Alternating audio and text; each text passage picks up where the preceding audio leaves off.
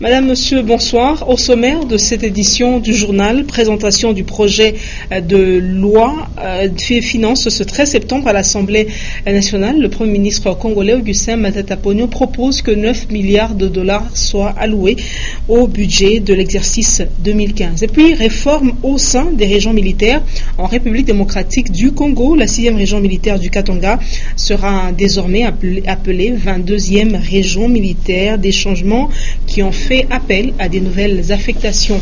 Une fois de plus, bonsoir et bienvenue à cette édition du journal. Je l'ai dit en titre, 9 milliards de dollars américains, c'est le montant alloué au budget de l'exercice 2015. La présentation du projet des lois des finances a été faite ce lundi 13 septembre devant les élus du peuple par le chef du gouvernement congolais, Augustin Matata Ponyo, qui s'est fait accompagner des membres de son gouvernement. Mamie Hélène Kalilo nous en parle. D'entrée de jeu dans cette séance plénière, le Premier ministre a tout d'abord remercié les élus du peuple pour leur dévouement dans le cadre des recommandations à l'endroit du gouvernement pour la réussite de l'examen du budget 2015. 9 milliards de dollars, ce budget a été revu à la hausse par rapport à celui de 2014. 3 points ont été décortiqués au cours de la plénière par le chef du gouvernement, à savoir les projets sur l'environnement économique international et national, l'exécution du budget au cours de l'exercice 2014, ainsi que la configuration du projet budgétaire du gouvernement pour l'exercice 2015. Engagement est pris devant votre auguste assemblée, autorité budgétaire par excellence, qu'au cours de l'exercice 2015, les efforts du gouvernement vont pouvoir s'intensifier davantage sur la mobilisation des ressources internes et externes pour rencontrer le besoin des services pour les objectifs fixés dans le cadre de notre programme d'action. L'administration du pays et la consolidation de sécurité nationale sont les défis que la RDC doit relever, a souligné le chef du gouvernement.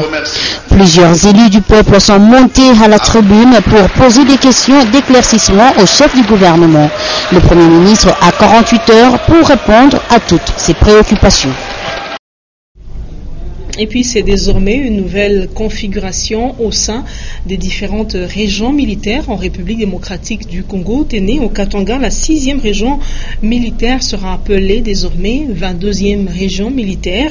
La cérémonie de passation de pouvoir entre le général Mboyama, le sortant, et son successeur, le général Filémon, est intervenu au camp Major Vangou. Même chose pour la police nationale congolaise du Katanga. Antoine Roger Mbouimamba nous en parle. Cette cérémonie de prise d'armes à la parole militaire spéciale mixte, organisée au camp Major Vangou ce lundi 13 octobre 2014, s'inscrit dans le cadre de réforme des FARDC, Forces armées de la République démocratique du Congo et de la police nationale congolaise. Dans cette nouvelle configuration, l'on parlera désormais de la 22e région militaire et non plus la 6e région militaire, comme ce fut le cas. D'abord, le général Bandombele, commissaire provincial de la PNC, présente quelques officiers promus. Ensuite, le général Mboyama présente son successeur, le général Filémon Yav, commandant de l'actuelle 22e région militaire. Tout ce que je les ai durant mon mandat, je demande pardon, ajoute Mboyama Sioni, avant la remise et reprise symbolique de l'étendard de commandement de la 22e région militaire. S'en suivra le traditionnel défilé mixte FARDC-PNC. D'ici, direction des installations de la 6e région militaire pour une remise et reprise officielle de l'étendard de commandement. Pour le nouveau patron des FARDC au Katanga, le général Filémon Yav, son travail commence là où son prédécesseur s'est arrêté. Toutefois, le général Mboyama, qui quitte le Katanga, a été élevé au rang de commandant en nation de la force navale. Et puis une délégation d'hommes d'affaires belges est en séjour de travail au Katanga. Elle a rencontré aujourd'hui le ministre provincial des Finances, Christian Mwandossi Makabulo. C'était au Grand Caravia Hotel. Les échanges ont tourné autour des possibilités d'investissement dans les domaines miniers et agricoles au Katanga. Le consul général de la Belgique à Lubumbashi a donc salué cette initiative et encouragé ses compatriotes. Edouard Kankouchitenge nous en parle. Les mines et l'énergie, c'est autour de ce thème que le ministre provincial des Finances a échangé ce lundi avec les membres de la mission économique et commerciale d'hommes d'affaires belges au Grand Caravia Hotel. Tout a commencé par l'allocution de Stéphane Depaille, consul général de la Belgique à Lubumbashi. Dans son speech, il a salué les efforts des autorités provinciales qui ont beaucoup travaillé pour l'amélioration du climat des affaires. Il a tout de même souligné que le déficit énergétique empêche les investisseurs à venir au Katanga et cela constitue un blocage au développement. Christian Mwando, ministre provincial de l'économie et des finances, a rassuré les hommes d'affaires belges du soutien du gouvernement provincial du Katanga dans tous les secteurs. Les indicateurs macroéconomiques ont connu une évolution très favorable durant les dernières années, et particulièrement en 2013. À titre illustratif, le taux d'inflation, qui était à 2 chiffres jusque dans un passé récent, s'est situé à 1,1% en 2013. Le taux de change, stable depuis 3 ans, se situe autour de 925 francs congolais pour $1 américain. Et le taux de croissance s'est situé à 8,5% en 2013, supérieur à la moyenne en Afrique subsaharienne qui se situe autour de 5%. Ces bons signaux sont le reflet d'une amélioration de la gouvernance de la République en général et de la province en particulier. Il faut retenir que cette même mission économique d'hommes d'affaires belges va se rendre aussi à Mbujimaï, au Kasaï oriental et à Kinshasa pour les mêmes objectifs.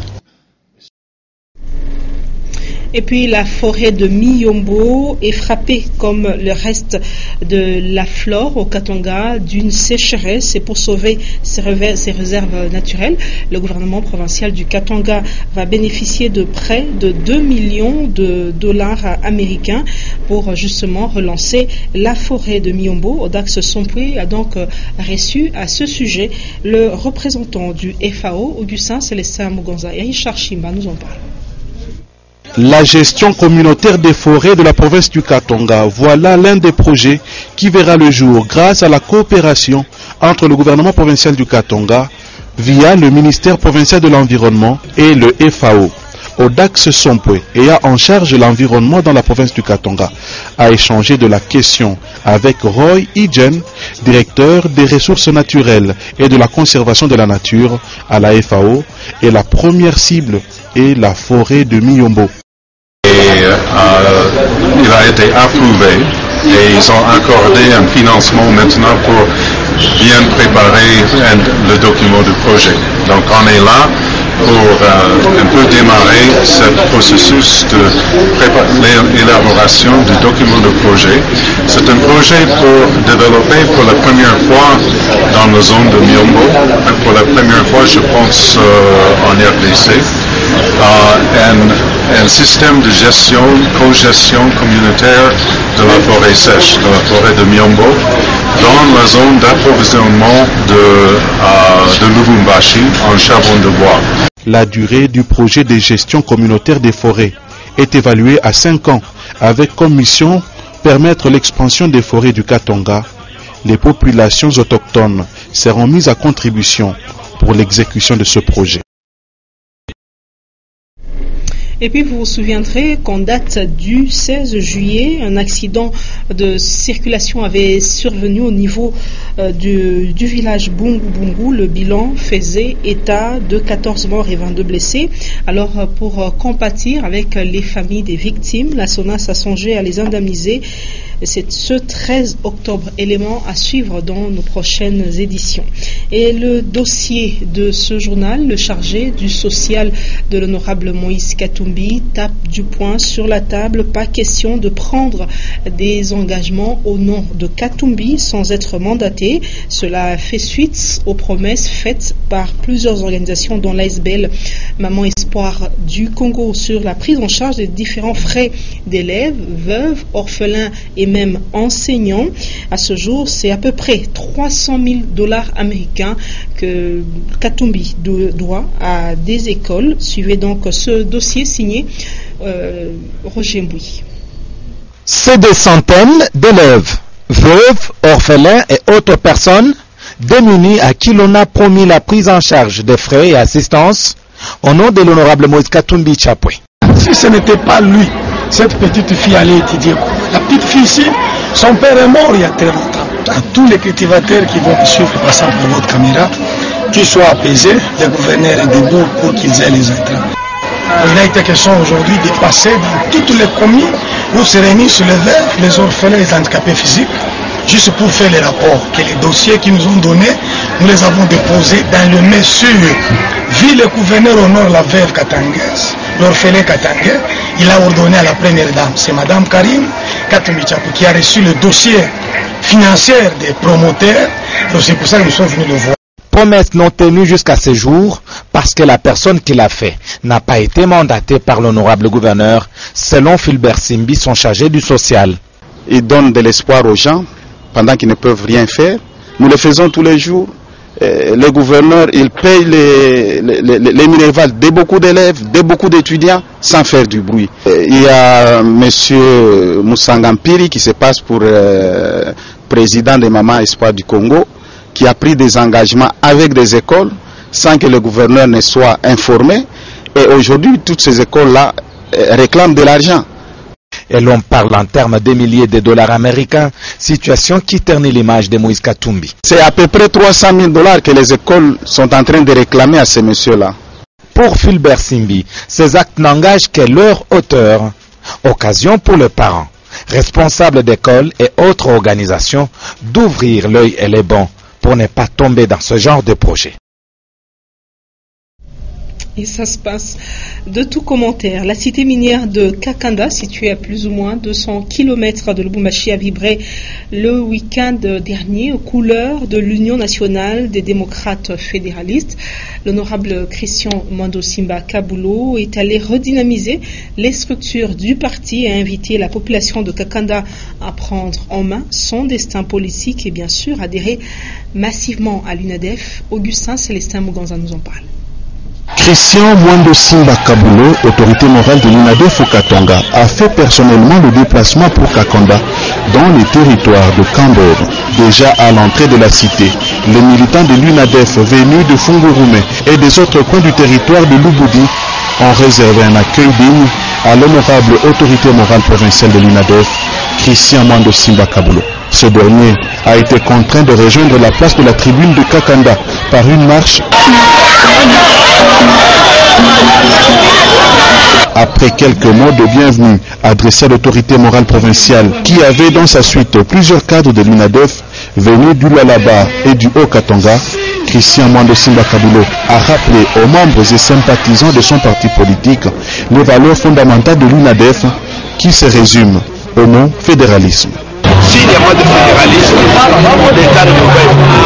Il faut que le Katanga devienne un État dans la République démocratique du Congo, de sorte que tous les États puissent pouvoir s'occuper de leur population. La présence de l'autorité morale de l'UNADEF au Katanga dans la cité de Kakanda avait aussi pour mission de redynamiser ce parti politique dans ce coin du Katanga. Le nouveau comité de l'UNADEF Kakanda installé a donc la mission de porter plus haut les couleurs de ce parti politique à la veille du grand rendez-vous électoral en République démocratique du Congo. Et les habitants du village Makwacha souffrant des maux d'yeux ont été soignés par les médecins ophtalmologues de Chalina Clinique. Sur place, des cas de conjonctivite, cataracte et autres ont été détectés et soignés. Janine Bouchou, Michel Olela, Alex Tchonga, reportage. Dans les soucis de donner une bonne santé des vues à la population du Katanga, Chalina et Clinique était le dimanche 12 octobre au village Makwacha. Les malades yeux de ce village situé à 40 km de Lubumbashi ont été soignés par les ophtalmologues de ce centre médical du groupe Shemaf. Nashukuru sana pakona leo Chalina nafika hapa. Mbele mimi mwenyewe niko mgonjwa wa macho. Mimi nafika bana nikonsulte kwa daktari. Bananiambia kama ikijia kidogo usomage mzuri hata mu Biblia, hata mu vitabu, mais ananikonsulte na sana ninapaswa kupata malineti. Na wananipa malineti, mimi napima kusoma maikrituri kidogo mimi naiona bien. Tunashukuru sana kwa vile Chalina tutembelea. Pengine mimi niko na shukrani na namna ya kwenda hospitali, mais hospitali wananifuata pango. Aucun cas qui nécessitait une opération n'a été signalé. Ce traitement permettra aux artistes peintres de cette partie du Katanga d'avoir une bonne vue pour mieux réaliser leurs œuvres. Et c'est au terrain Onel de la commune Rouachi que la société de télécommunications Tigo a organisé un match de football des jeunes. Objectif vulgariser les nouveaux sites Tigo. Patricia Naïs Maoka et Thierry Moualouka pour le reportage. La société de télécommunications Tigo a organisé samedi 11 octobre au terrain Onel de la Rouachi un match de football des jeunes talents de cette commune. Il s'est agi de l'équipe de Cariopi habillée en bleu et le Kiambu habillé en vert qui a gagné avec le score de 3-1. La rencontre s'inscrit dans le cadre de sensibiliser et de vulgariser le nouveau site de Tigo sur la ville de Lubumbashi, et pour le directeur provincial de Tigo, c'est une action salutaire. Nous avons lancé plusieurs sites pour arranger encore la qualité de la communication au Katanga et particulièrement à Rouachi. Et après cette nouvelle couverture que nous sommes en train de mettre et l'excellente qualité de communication que nous organisons, à chaque endroit nous avons lancé des sites, des rencontres de football pour les jeunes du quartier pour s'exprimer devant un ballon et que nous puissions passer le message le plus important, c'est que nous avons la meilleure qualification à 4 points de